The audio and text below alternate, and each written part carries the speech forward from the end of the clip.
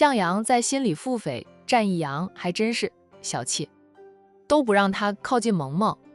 想到燕姐，若是燕姐身边有了追求者，他估计也会像战一阳一样的。他又理解战一阳了。战先生等了很长时间吧？向阳微笑地问着战一阳，不让他靠近萌萌就不靠了。回国后看到了萌萌和战一阳在一起，他就知道任凭两家长辈怎么折腾，他和萌萌都不可能在一起的。萌萌有主见，他不愿意嫁的人，他家里人根本逼不到他。哎，他这个当干哥哥的反而没有萌萌的果断了。战一阳淡淡的道，只要能等到雨萌，多长时间我都乐意等着。向阳哥怎么是晚上才过来谈生意的？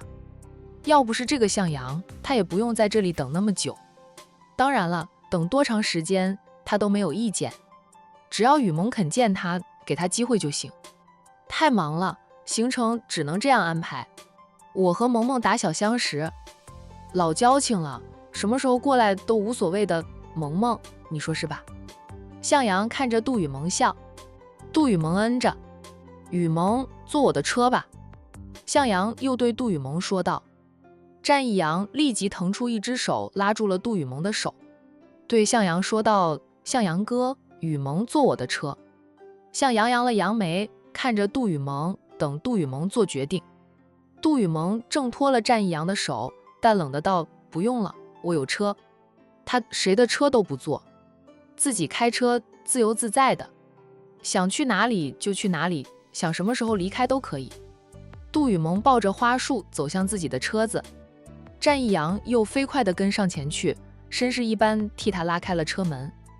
杜雨萌看了他两眼，动了动嘴皮子，说道，下次不要在外面等太久，海城这边还是很冷的，不像你们管城，别又冷得感冒住院，我现在忙，可没有时间去照顾你，我很快就要出差。说完，杜雨萌上了车。战一阳想问他要去哪里出差都没有机会问，他上车后很快就开车走人。向阳也上了车，不甘落后的战一阳赶紧小跑向自己的车子，将杜雨萌拒收的那些礼物一股脑全塞回车上。等会儿吃完了宵夜，他再哄着杜雨萌收下。东西是给他准备的，他不收，他留着做什么？10几分钟后，杜氏集团旗下的一家酒店的2楼一间厢房里，战一阳客气地将菜单递给向阳，向阳哥，你是客，你点菜吧。他和杜雨萌是主人，请客吃饭。向阳却将菜谱放到杜雨萌的面前，含笑的道，女士优先。萌萌，你来点菜吧，这是你家里的酒店，都有哪些爆牌菜，你才清楚。杜雨萌也不客气，点了好几道招牌菜，他都不用翻看菜谱。用向阳的话说，这是他家里的酒店，什么菜好吃，他最清楚。平时招待客户，每一次都是来这里，除非客户自己订了酒店。点好菜后，战一阳给大家都倒了一杯茶，然后看着杜雨萌，心疼的道，雨萌，你最近老熬夜，感觉你皮肤的光泽都差了点，要好好护肤才行。随即他拿出给他买的几套护肤品，笑眯眯地递给杜雨萌，这是你平时喜欢用的牌子，有一套还是新上市的新品，你试试。不管是男人还是女人，都要好好的爱惜自己，保养自己的皮肤。我也用这个牌子的男士产品，真心不错。战一阳还摸了一下自己的脸，雨萌，你看看我的皮肤，保养的不错吧？你也摸一下，手感不错的。杜雨萌好笑的道，我怕摸一下你的脸，你说我占了你的便宜，要求我对你负责任，我就是跳进黄河都洗不清了。战一阳俊脸微红，我又不是无赖。虽然他是很想赖着他，不过他送给他的那几套护肤品，他终是收了。战一阳心满意足，向阳黑眸闪烁，很快他就找了话题和杜雨萌聊着，聊的是他们两家生意合作的事，这是战一阳插不上话的。偶尔他还投给战一阳挑衅的眼神，战一阳在心里骂了他千万遍，骂得向阳接二连三打喷嚏。向阳哥，你是不是感冒了？杜雨萌关心地问道。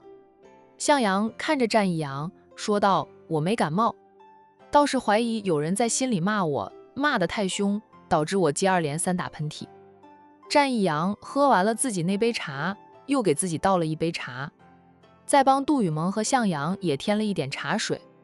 每个人都会打喷嚏，总不能都是我骂的吧？况且我也没有理由骂向阳哥呀，我是我和雨萌的哥呢，骂谁也不会骂你啊。雨萌的家人便是我的家人，我对自己的家人向来都只有爱护，不会骂的。这个战老四嘴巴还挺会说的，让他都不知道怎么反驳才好。说他不是萌萌的哥哥吧，他又是说战一阳骂他吧，战一阳并没有骂他，一切都是他怀疑而已。最后向阳说了句：“我和萌萌可以说是家人，但你不是。”战一阳神色温柔看着杜雨萌，深情的道：“总有一天，我和雨萌会成为一家人的。”杜雨萌忍不住赏他一记白眼，说道：“战一阳，你正经点儿，我和向阳哥说正经的事情呢。你无聊的话，用手机追剧，刷视频，或者找你那些兄弟们聊一聊。”他哪有不知道战一阳心里怎么骂向阳的？要是有读心术的话，他能将战一阳骂向阳哥的话复述出来，看他还怎么狡辩。都说了，他对向阳哥没有男女感情，向阳哥爱的是嫣姐。虽说向家长辈是想舍弃嫣姐，选择他，但那不是向家能够主导的，主导权在他手里。他愿意嫁，向阳哥才能娶到她。他不想嫁，两家长辈都勉强不到他。婚姻大事岂能儿戏？战一阳笑，好，那我刷视频打发一下时间。向阳也笑，羡慕战四少呀，什么都不用管，不像我忙得团团转，连晚饭都没有时间吃。现在就是晚饭和宵夜一起吃了。他的话听在战一阳耳里，就是情敌暗讽他吃闲饭，啥都不干。战一阳说道：“我也不是啥都不用干，奶奶跟我说，我现在最重要的事便是我的人生大事。相较于事业来说，我的人生大事才是重要的。所以奶奶跟我的兄弟们说了，让他们分摊原本交给我打理的工作，这样我就能腾出时间来追求我所爱，解决我的人生大事。当然了，钱我也在赚，以后要结婚嘛，多赚点老婆本，结婚后还要生孩子，养孩子成本才大。我不缺钱，但我还是想赚更多的钱，让我的老婆不用那么累，不缺钱花。我送给我未来老婆2种花，一是有钱花，二是随便花。我战氏集团在海城这边的生意也加大了投资，偶尔我还是要去看看的。向阳哥，你比我和雨萌都大，还大了好几岁，现在都30好几了，你家里长辈不着急你的人生大事吗？战一阳反过来问着向阳，知道向阳和燕姐处于迷茫时期，他故意问着向阳，就是往向阳身上扎刀子。是向阳先往他身上扎刀子的，他不过是礼尚往来。杜雨萌瞪了他一眼，但没有说什么。杜雨萌也希望向阳早点解决人生大事，免得干爸干妈老是盯着他。他对向阳哥一点男女之情也没有，相处的时间也少。向阳不说话了。向阳哥要喝酒吗？战一阳好心地问。我陪向阳哥喝几杯，喝醉了他可以赖着雨萌，让雨萌送他回家。说陪向阳喝酒也是防着向阳主动送他回家。向阳原本的好心情在提及人生大事后，心情就急剧下滑，一下子就不开心了。他在心里骂了战一阳几百遍，战一阳都还没有追到雨萌呢，就在他面前秀了。那就要2瓶酒吧，反正今晚的事情都忙完了，喝醉了也没事，明天能起来，不影响我上班。喝醉了回家睡一晚，明天醒来。他依旧是那个意气风发的向阳。平时回到住处，他总是翻来覆去睡不着，时不时就看手机，等阿燕联系他，等不到呀，他连条信息也不发给他，就是朋友圈也关闭了，不是屏蔽了他。他们真的要走到分开如同陌路的地步吗？向阳哥，你别听战一阳的。杜雨萌又瞪着战一阳，都要开车，喝什么酒？不准喝。向阳说道，没事，喝2杯。等会儿让我的秘书开车。战一阳怎么回家就不用他操那个心了。2个大男人要喝酒，杜雨萌阻止不了，只能由着他们喝了。向阳明显心情低落了。饭菜上来后，他一口酒一筷子菜，也不说话，只顾着吃吃喝喝。杜雨萌都不知道瞪了战一阳多少回，都是这个家伙无端端扯到人生大事做什么？他还没有接受他的追求，他想娶她回家还早着呢。结果可想而知，向阳喝醉了，战一阳略醉，杜雨萌只能让向阳的秘书送向阳回去。原本向阳是住在他家里的，但只住了2天就去了公司分给他的公寓房里，说公寓房就在公司附近，上班方便。其实他是不想再住在杜家，免得他父母抱着大希望，以为他住在杜家能够近水楼台先得月，父母就是一厢情愿。杜家没有拒绝父母提出联姻的主意，那是杜太太念旧情，加上想给战一阳一点压力，让战一阳更加的珍惜杜雨萌。实际上杜家上下早就将战一阳当成女婿看待，别看杜家长辈似乎在刁难战一阳，那都是表面的，最重要的是杜雨萌爱战一阳。他回国那天问过了杜雨萌，他老实的承认他就是爱战一阳。向阳是一点机会也没有，杜雨萌则送战一阳回家，他架扶着喝醉的他下楼，一路上还要骂他，都说了你要开车不能喝酒，偏要喝。向阳哥本来心情不错的，你不会说话，破坏了向阳哥的好心情，导致向阳哥要喝酒消愁。别以为我不知道你打的什么鬼主意，就是想让我送你回家。杜雨萌扶着战一阳出了酒店，保安见状赶紧过来帮忙，扶着战一阳上了他的车。谢过保安后，杜雨萌探身入车内，帮战一阳系上安全带，又在他的脸上掐了2下。战一阳，你是真醉还是假醉？战一阳有点醉意，自己走路绝对没有问题的，他就是想让杜雨萌关心他，装着醉得很厉害的样子，由着杜雨萌扶他出来，塞他上车。他的愿望实现了，杜雨萌亲自送他回家。被杜雨萌掐了2下，战一阳没有反应，装睡。他也不会真的下死手掐他，其实他还是心疼他的吧。杜雨萌剑捏了他的脸，他都没有反应，也就缩回了手，关上了副驾驶座的车门。杜雨萌绕过车身，拉开驾驶座的车门，上了车，又看了战一阳几眼，他才开车。战一阳新买的房子他知道，他一买好房子就连哄带骗把他带过去参观过。买的是别人的2手别墅，省了装修时间，原屋主装修好后没住多长时间就出国了。这房子挂牌出售，可能是要价高，也有可能是房地产不景气，一直没有卖出去。战一阳要买离杜家近一点的房子，杜家邻居的房子他最喜欢，可惜人家不差钱，不管他出价多少，人家都不肯卖。他都怀疑是杜家提前跟邻居打了招呼，叫他们不要卖房子的，堵死了他近水楼台先得月的路。现在这栋房子离杜家不算远，倒也方便。别墅没有杜家大宅那么大，不过装修风格、院子里的布局，战一阳都很喜欢，就是杜雨萌也没有挑毛病。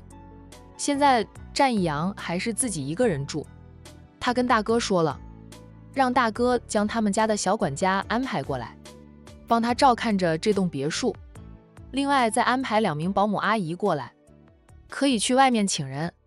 不过战一阳还是更信任油油山庄的人，那都是奶奶培训出来的，能力出众不说，特别的忠心。那些人只会默默做事，不会多管闲事，也在战家工作了很多年，大家都熟悉。战印征求过2叔2婶的意思后，答应了战一阳，给他安排小管家过来。小管家估计还要过2天才能到吧。此刻战义阳的小家里因为没有人在，安安静静的，黑漆漆的一片。杜雨萌在别墅门口停了车，然后探过身子去，在战义阳的2边裤兜摸了一遍，最后在他的右边裤兜里摸到了一串钥匙。他拿着钥匙下车去开门，打开了围墙门后，又进屋里去，开着屋里的灯，他才从里面出来，重新上车，开车进了小别墅，将车子停在屋门口，方便他扶战义阳进屋。战义阳似是睡得香甜，反正一路上都没有睁开眼，吭也不吭一声。喝酒喝的最多的是像杨哥，战义阳都没有喝几杯，居然也能醉成这副样子。杜雨萌严重怀疑他是装醉的，只是他装得特别好，他找不到他的破绽。像他这种经常要去谈生意应酬的人，酒量怎么可能差成这般？战义阳，醒一醒，到家了。杜雨萌没有直接扶战义阳下车，而是探身入内，拍他的脸，推他，想把他叫醒。被他一顿捏脸，战义阳悠悠地睁开了眼。雨萌。战义阳一醒来就捉住了杜雨萌的手，眼里闪着光，他说道：雨萌，我真的爱惨了你，这不做梦都是梦到你。雨萌，我爱你，真的好爱好爱，不管你有多少个马甲，我都爱你。在我心里，你是狐狸也好，雨萌也罢，萌宝也可以，都是你。知道那些都是他的马甲后，在他心里就没有区别了，都是他家雨萌。杜雨萌抽回了被他捉住的手，随即又没好气地捏一下他的脸。是你在做梦，赶紧醒一醒，梦醒了，回到现实里。我是杜雨萌，杜家的2小姐，不是什么狐狸，也不是萌宝，不过叫我萌宝也不是不可以，我的名字里有个萌字嘛。战义阳又捉住他的手，雨萌，你不要再骗我了，你就是狐狸，就是萌宝，可能还有更多的马甲，但不管你变成谁，我都爱你。雨萌，去年的事真的对不起，我不知道，若是知道，我是绝对不会放开你的手。我是不知道，不想让你陷进更深，也不愿意脚踏双船，只好跟你坦诚一切，不曾想还是伤了你，对不起。雨萌，你打我骂我都可以，不要不理我好吗？再给我一次机会，这一次我是绝对不会放开你的手。杜雨萌瞪着他半晌，才说道：战义阳，你喝醉了还能自己下车不？下车，我送你进屋，我也要回家了，很晚了。我又没喝酒，我哪里醉了？我是做梦，还真有酒气。是了，我陪着向阳哥喝酒，他心情不好，我就陪着他喝几杯。雨萌，向阳哥呢？战义阳故作后知后觉的，还扭头看车后座，寻找向阳的身影。杜雨萌没有回答他，他退出车外，看着战义阳表演，没有找到向阳的身影。战义阳在心里松口气，阴谋得逞，向阳终于被送回他家里去。而杜雨萌终究是不放心他，亲自送他回来。半路上他其实睡了一会儿，醉他只是略有醉意，神志还清的，也能自己走路。他是装成醉得很厉害的样子。趴在桌子上，杜雨萌自会送他回来。雨萌，战义阳自己解开安全带，自己下车。谁送向阳哥回去的？反正不是你。都说了，你们都要开车，不要喝酒，你还要喝。杜雨萌说他平时酒量好得很，今晚就喝了2杯，居然能醉。战义阳嘻嘻地道：我要的是烈酒，好喝，但容易醉，后劲也足。我刚才在车上睡了一会儿，现在才好一点。向阳哥心情不好，想喝酒，我陪他喝2杯解解愁。向阳哥醉了吗？他比你醉得厉害。战义阳，你自己进去吧，我先回去。杜雨萌见他清醒了很多，走路也不会东倒西歪的了，便想回去。雨萌，战义阳一把拉住他，好人做到底，送佛送到西吗？你都送我回到屋门口，还不送我进屋吗？你难得来我这里一次，总要进去喝2杯水吧。他又换上可怜兮兮的口吻说道：“我虽然没有醉得很厉害，可是喝了酒，酒精上头，还是不太舒服。我怕我会吐，会渴得半死。身边要是没有一个人，渴死都没有人知道。”杜雨萌没好气的道：“你又没有醉到连倒杯水都倒不了的地步，自己能照顾自己，谁叫你要喝那么多酒？我可没有时间在这里照顾你，我明天还要上班，不像你天天无所事事的。”他的时间都是用来追求他，天天在公司门口等他，他出去应酬，他也会跟着，虽不会打扰他，却让他觉得他在监视他一样。这家伙缠人的功夫特别厉害。雨萌，战一阳可怜兮兮的，他看着杜雨萌：“你是不是很讨厌我？到了我的屋门口都不肯进去坐上一坐。”杜雨萌在心里叹口气，爱上这个家伙，他是被他吃得死死的。当然了，他也被他吃得死死的，因为他们相互有爱。过去他也不是不爱他，只是他不知道他是狐狸，而他爱上的是披着狐狸马甲的他。知道狐狸是他，萌宝也是他后，他就一心一意了。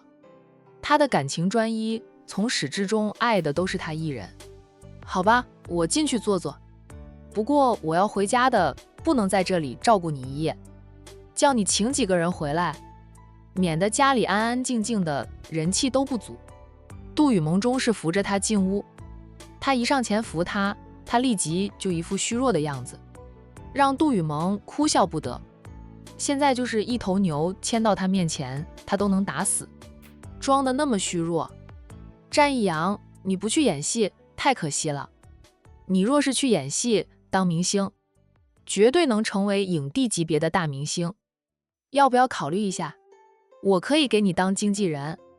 战一阳立即拒绝：“我不要当明星，以后一大堆女粉丝嚷嚷着要嫁给我怎么办？我只爱你一个，其他人看不上眼。我也不想给你找那么多情敌，哪怕他们不会伤到你半分，但他们会嫉妒你，纠缠你，我就不爽了。雨萌，我只属于你一个人的，一生一世都只属于你一个人，你千万别将我推给别人。”扶他进了屋，在沙发前坐下。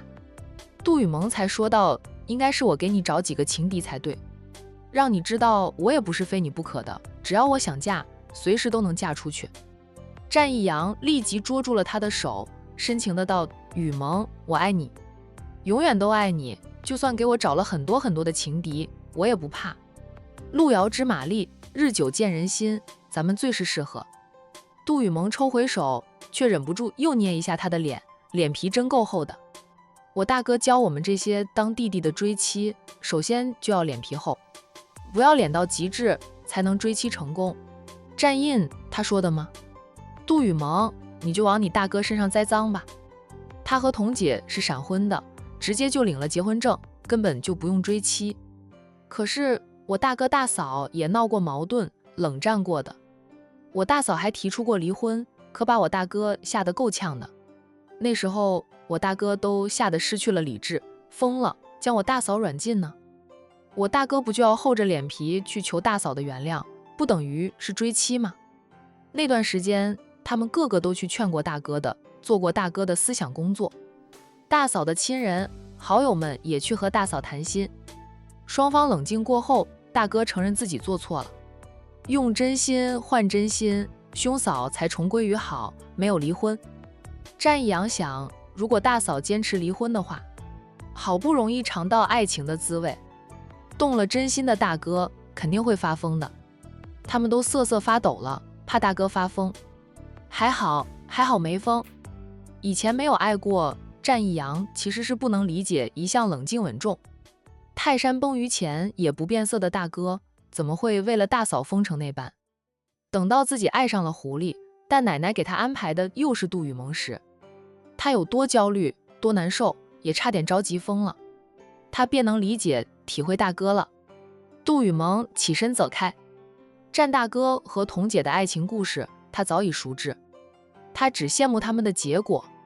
杜雨萌给战一阳冲了一杯蜂蜜水过来，让战一阳喝了。他看看时间，对战一阳说道：“很晚了，我得回去。”你等会儿自己上楼去休息，明天去家政公司请2个人回来。一个人住这么大栋的别墅，空荡荡的，就怕他真醉的严重时都没有人照顾他。战义阳答道：我让大哥给我安排几个人过来，他们过2天就到。雨萌，你要去哪里出差？能让我跟着你去见见世面吗？杜雨萌说你还需要见见世面？战家的4少爷还有什么世面没有见过？我是去出差，是处理公事，不是去旅游。你不是我公司里的人，跟着我去做什么？你们战氏集团在海城不是要加大投资吗？战4少真的不用管。战义阳答道：好吧，我不跟着你去，不给你添麻烦。你不在海城的时候，我去上班，在你们海城商界闯点名堂出来，免得将来别人说我是吃软饭的。我要努力，让人提到我们俩。都说咱们俩般配得很，郎才女貌，天设地造的一对儿。他爱编织美梦，杜雨萌都懒得去说了，嘴巴长在他身上，他想说什么就说吧。杜雨萌又叮嘱了他几句，便走了。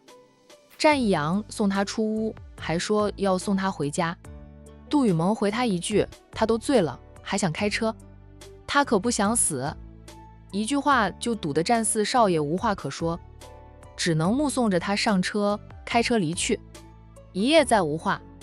隔天，战义阳睡到下午才醒来。等他跑去杜氏集团，想等杜雨萌下班时，却听到杜雨萌出差了。他说过2天才会出差，结果今天就出门了，也没有告诉他去哪里。战义阳有点失魂落魄的，想到杜雨萌只是出差，又不是离开海城不回来，他心情才好点。未婚妻不在，战4少爷只得干点正经事儿。而远在 A 市风尘山庄做客的老太太等人，收到了沈小军已经生娃的消息。老太太本来想收拾东西马上回管城的，后来听说沈小军生的是儿子，老太太就改变了主意，说等小宝宝满月了，她老人家再回来喝满月酒，继续心安理得地留在风尘山庄逗着小妍妍。没想到3天后，风尘山庄迎来了几个不速之客。真正的客只有一个，便是 X 省 A 是欧阳家的大小姐欧阳雅。军家人接到欧阳雅这个贵客时都是懵的，他们与欧阳家没有任何的交集啊。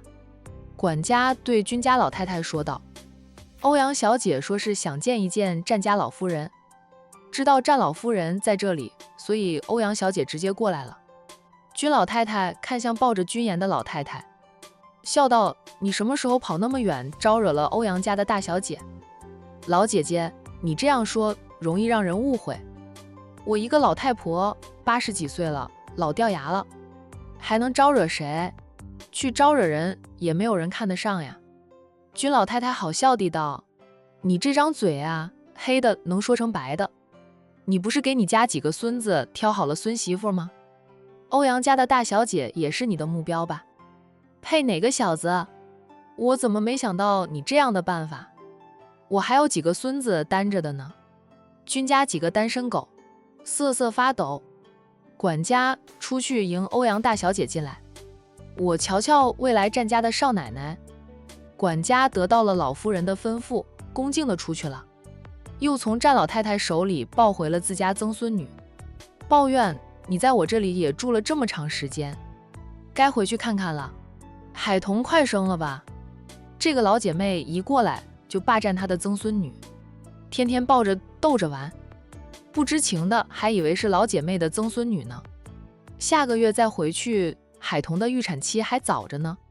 军老太太说道：跟你们家交好的苏家，不是有位少奶奶生了吗？你不回去看看？生了个带把的，有什么好看的？等满月了，回去喝杯满月酒就行了。这个老姐妹就是盯着她家妍妍，欧阳家大小姐配你哪个孙子适合？听说她是当家人，跟你们家3孙媳妇不一样。乔少那是自己喜欢女扮男装当大哥的，欧阳家是女儿多儿子少，所以是大小姐当家。她这样的人配你长孙倒是适合，但你长孙都快要当爸了。老太太答道：是老六了，老大肯定不行。老大已经结婚多年，我对海彤这个长孙媳妇也很满意，从来没有想过换长孙媳妇的想法。老六是长房的小儿子，跟阿印是一母同胞的亲兄弟，他各方面配得起欧阳雅的。我自己看中的孙媳妇，我都是当成亲孙女看待，不会委屈我任何一个孙媳妇的。老太太觉得自己的孙子每一个都培养成才，非常优秀，配其他豪门千金是配得上的。若是他的孙子没用，他才不敢肖想别人家的好孙女。自家的孩子是宝，别人家的孩子同样是宝。君老太太想了想后说道：“你们家老六，我没有什么印象，感觉你那些孙子出名的只有前面3个，后面那些都低调得很。老六他们是低调了点儿，就是管城那边也很多人不认识他，不知道他的。老太太承认孙子们低调，也满意他们的低调。要是个个都高调，又能力不低，他还挺怕长孙有压力，特别是担心海彤这个长孙媳妇有压力，因为海彤的娘家相较于他的妯娌们是最低的。老六最爱做菜，打小就喜欢做菜，现在他从事的也是餐饮行业。我要求每个孩子都有自力更生的能力，烧菜做饭就是最基本的自理能力。由于老六最爱做菜，他的厨艺便是最好的，跟你们家老三一样。欧阳雅嘴巴特别挑，换私厨如同换衣服，饭菜做的不合他胃口，他宁愿饿肚子也不将就。跟我家老六不就一拍即合了吗？他们俩在一起，他不用担心饿肚子了，我家老六英雄也有用武之地了，这样也行啊。管家带着欧阳雅进来了，欧阳雅后面还跟着4名保镖，保镖的手里都拎着他买的各种礼品，冒昧前来肯定要备点礼物的。老夫人，欧阳大小姐来了。管家带着欧阳雅走到2位老太太的跟前，恭敬地说道。2位老太太都看向了欧阳雅，这里毕竟是君家的地盘。君老太太先开口，她脸露慈祥的笑容。欧阳小姐你好，快请坐。2位老太太都是满脸笑容，慈祥得很。欧阳雅礼貌地道了谢，然后在2位老人家的对面坐下来。她看向老太太，战老夫人。老太太笑，小雅好久不见。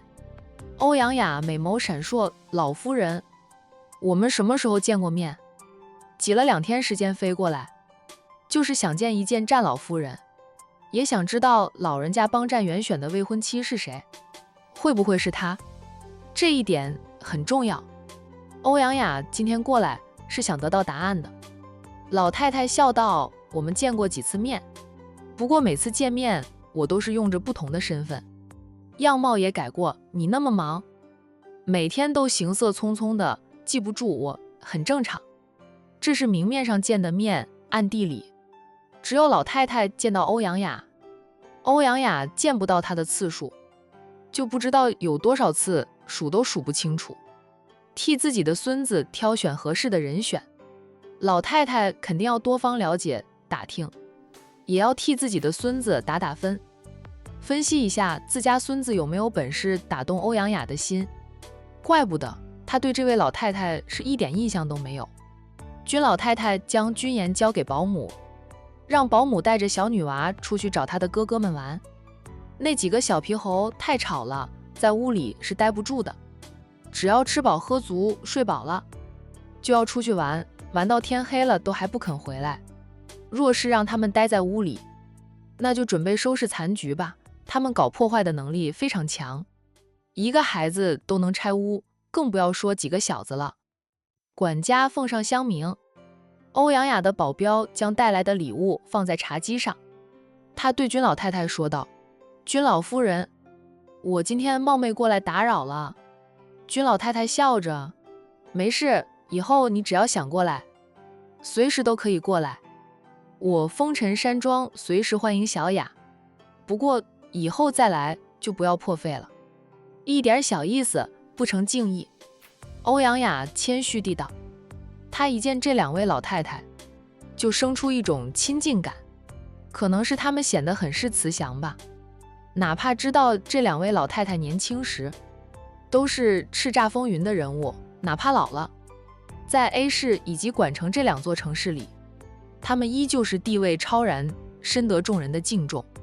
客套几句后，欧阳雅便说明来意：两位老夫人，我这次冒昧过来是想见一见战老夫人的。战老夫人的孙子战远在我家里当厨师，我经常听战远说起老夫人，从他嘴里得知老夫人是位很好的奶奶，我很敬佩老夫人。